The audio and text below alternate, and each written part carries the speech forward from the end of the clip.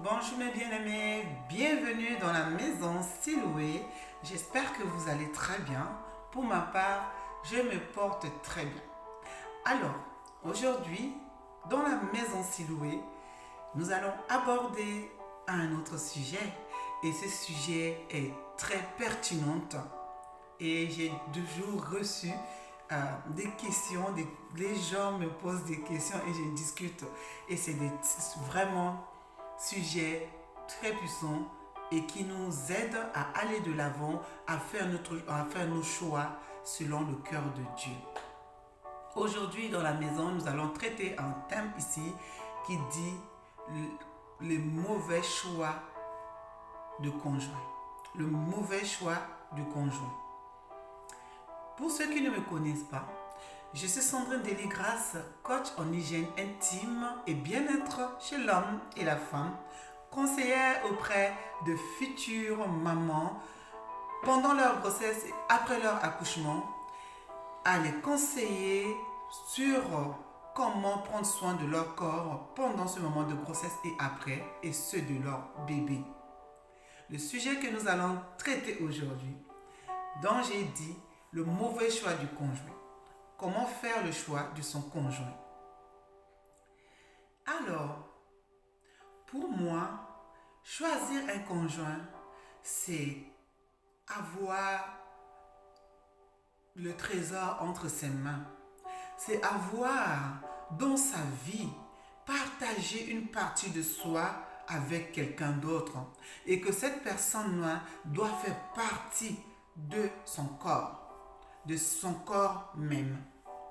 Parce que quand on fait le choix de ce conjoint, une fois partagé sa vie avec cette personne, avec cet homme, il faut savoir que l'âme de cet homme est attachée avec votre âme.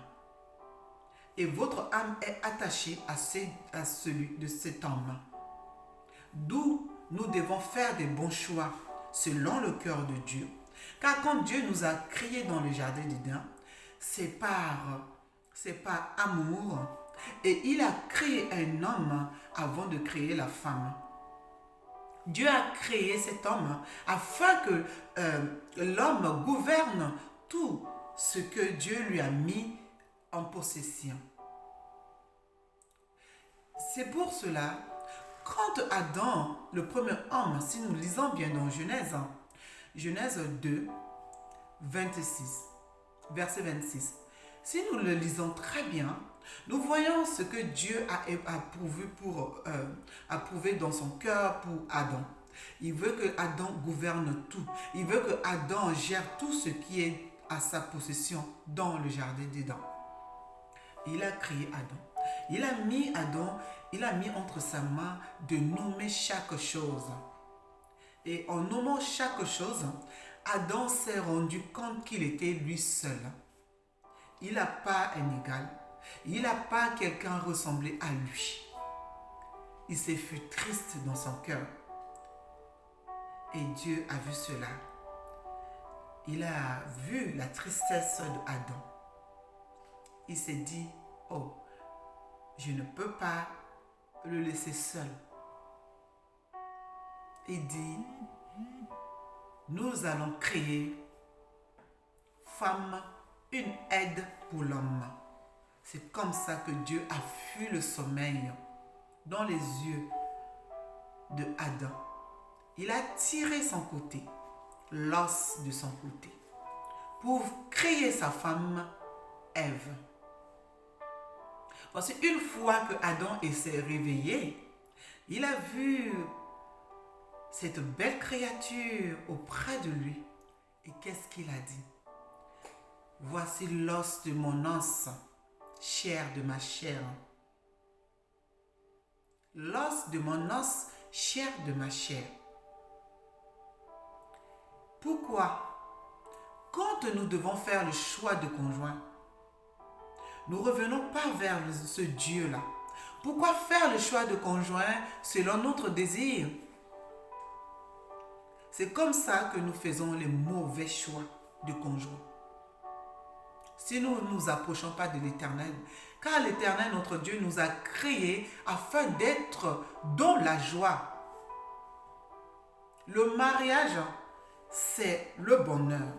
Le mariage, c'est le vivre à deux. Le mariage, c'est tout commencer à deux. Adam, quand il a eu la possibilité de nommer chaque chose, chaque animal, chaque être que l'Éternel a mis à sa possession, il a tout donné, mais il sait qu'il ne peut pas commencer seul. C'est impossible. D'où sa tristesse. Comme ça que l'Éternel lui a donné une aide. Une fois que l'aide était arrivée, c'est là où tout a commencé. Tout a commencé. Mais il y a des femmes, vu leur situation peut-être, position familiale, vu leur passé, elles viennent, visent seulement la richesse, visent, calculent un homme pour avoir que le bien, calculent un homme qui roule avec une très belle voiture, calculent un homme par rapport à sa beauté, calculent un homme par rapport à sa famille.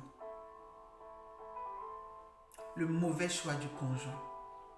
Quand tu vises l'homme par rapport à sa maison, par rapport à ses biens, mais tu ne sais pas comment il a fait pour gagner tout cela. Tu ne sais pas comment, d'où est venue sa richesse.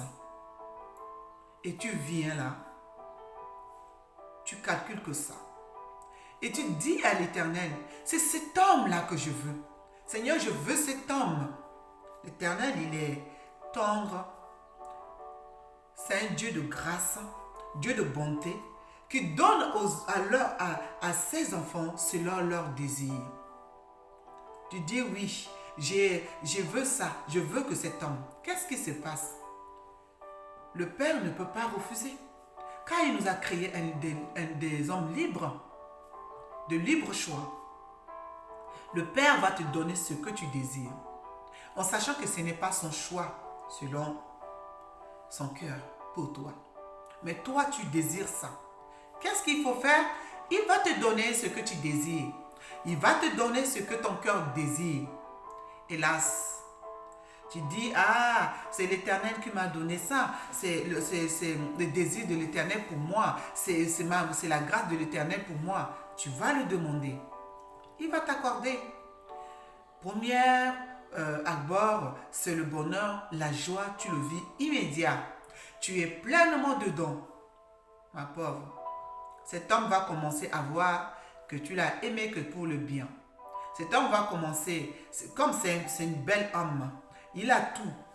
Hélas, derrière la convoitise, d'autres femmes désirent aussi cet homme comme toi tu l'avais désiré, comme toi tu l'avais vu, comme toi tu avais les yeux sur cet homme. C'est là est le mauvais choix. C'est là où est le mauvais choix que tu as choisi. Parce que tu n'as pas laissé, tu n'es pas venu dire, Père, je te demande, je te prie, je me soumets devant toi afin que tu choisis pour moi un homme. Afin que tu me donnes la grâce de rencontrer un prince selon ton cœur. Tu n'as pas laissé ce choix à Dieu. Mais toi, tu t'es imposé en lui, donnant ce que tu désires. Eh bien, comme tu l'as désiré, il te l'a donné. Cela ne va pas durer. La souffrance va commencer. Tu as tout le bien à la maison. Mais l'homme, le cœur de l'homme, tu ne l'as pas. Parce que l'homme aussi t'a épousé parce que peut-être tu étais belle. Ou tu l'as couru après. La souffrance va commencer. Tu vas être toute seule à la maison. Cet homme, tu as le bien, tu as l'argent, mais tu n'as pas le bonheur dans ton cœur. Tu n'as pas la joie dans ton cœur. Tu n'as pas la paix dans ton cœur. Cet homme est tout le temps dehors avec les amis, avec d'autres femmes. Tu es là à pleurer. Tu désires, tu commences à dire peut-être quand je veux lui faire des enfants, c'est là où peut-être il va être là. toujours le mauvais choix. Mauvais choix. Cela ne va pas l'arrêter. L'homme là va continuer. Parce que tu as choisi la richesse. Tu as choisi d'avoir du bien. Et quand tu vas commencer à persister, à parler, à dire, à commencer à embrouiller, à t'embrouiller avec cet homme, ça va devenir, si l'homme c'est un homme violent, ben, il va te porter la main dessus. Il va t'humilier. Il va te traiter comme ce que tout bon vent lui semble. Quand j'étais enfant, notre grand-mère nous donnait souvent le soir les contes. Et ces contes-là, c'est très important. Ce dernier temps, je réfléchissais, j'ai dit, quelle richesse je veux laisser à mes enfants? Commencez à réfléchir. Et là, voici, j'ai eu cette voix de l'Esprit Saint qui me parle. Toi, tu as pu acquérir dans ton enfance des contes qui t'ont mis des puces à l'oreille. Une fois, ma grand-mère nous contait l'histoire d'une jeune fille. Une jeune fille qui était belle, très belle. Elles étaient deux avec leur frère. Et c'est la grande sœur, la plus jeune, aimait avoir un homme riche. Elle n'aime pas travailler. Elle aime avoir tout à sa possession.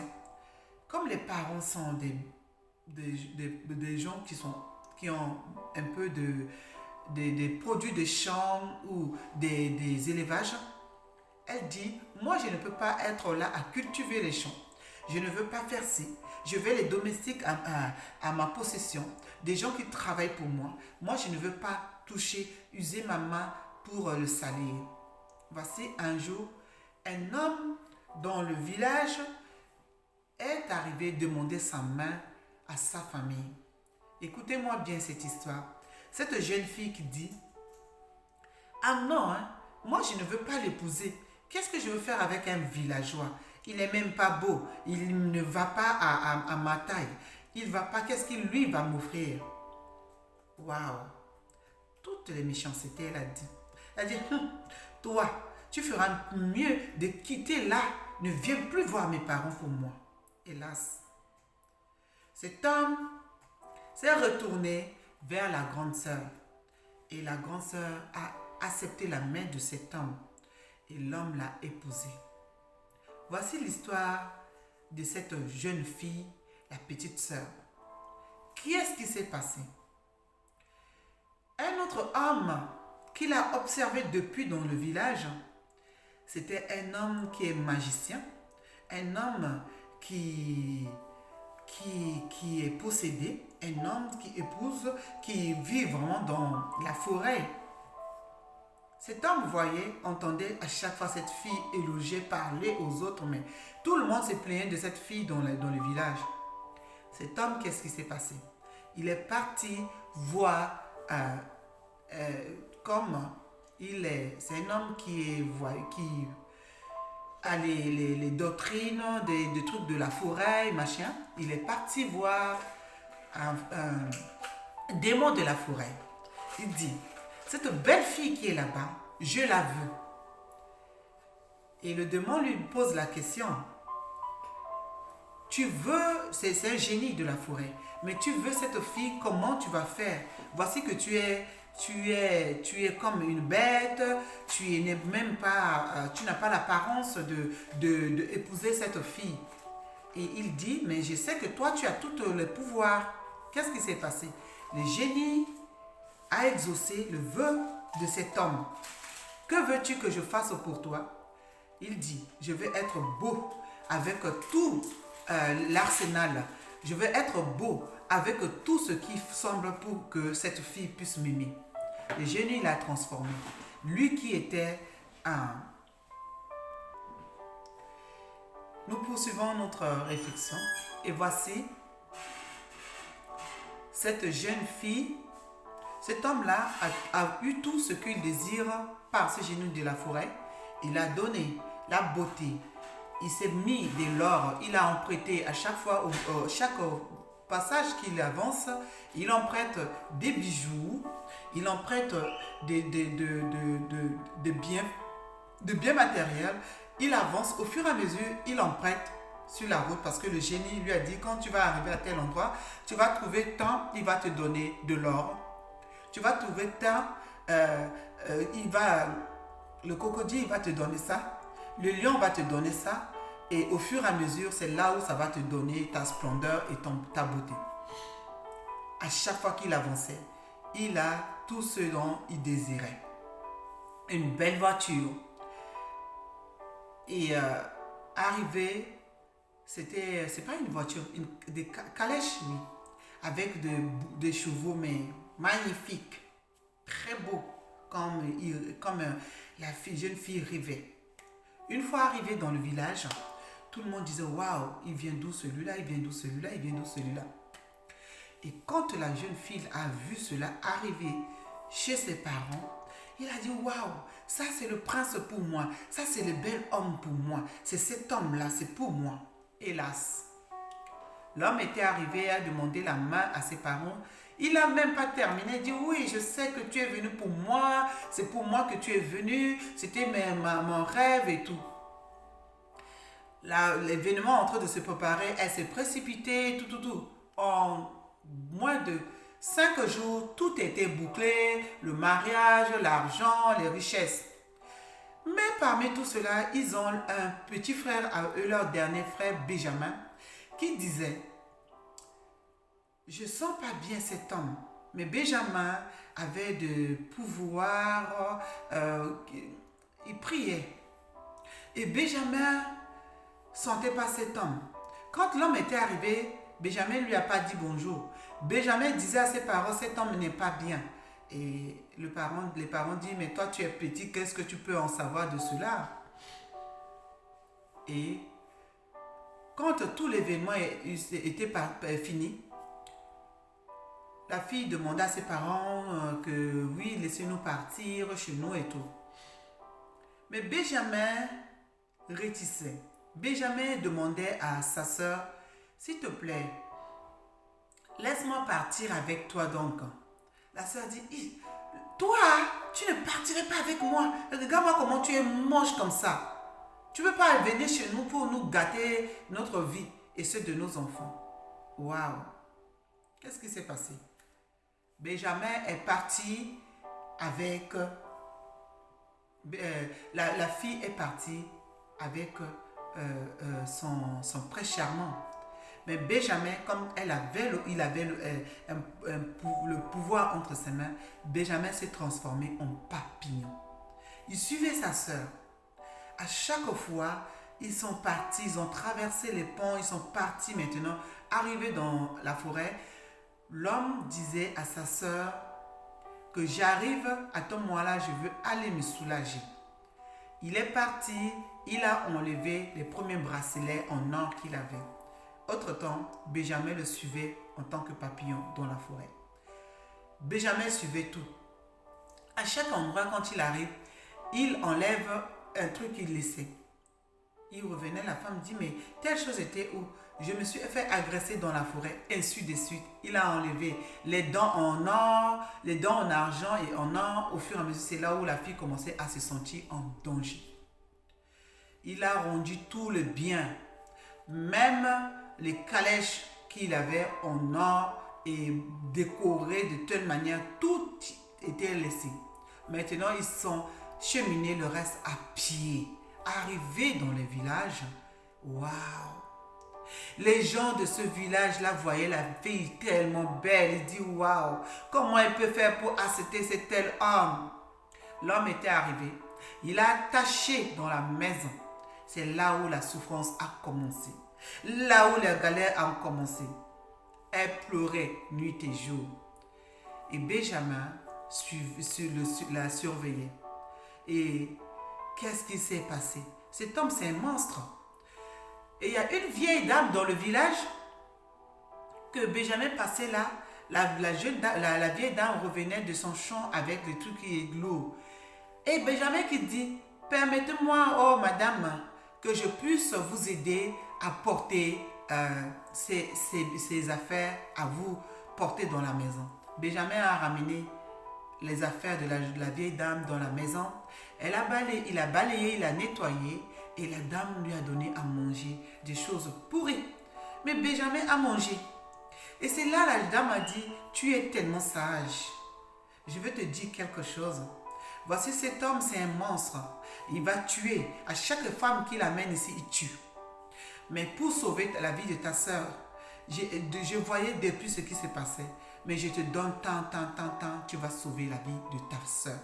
Et c'est comme ça que Benjamin a pu sortir sa soeur de cette situation et l'a ramenée à la maison. Première partie de notre enseignement.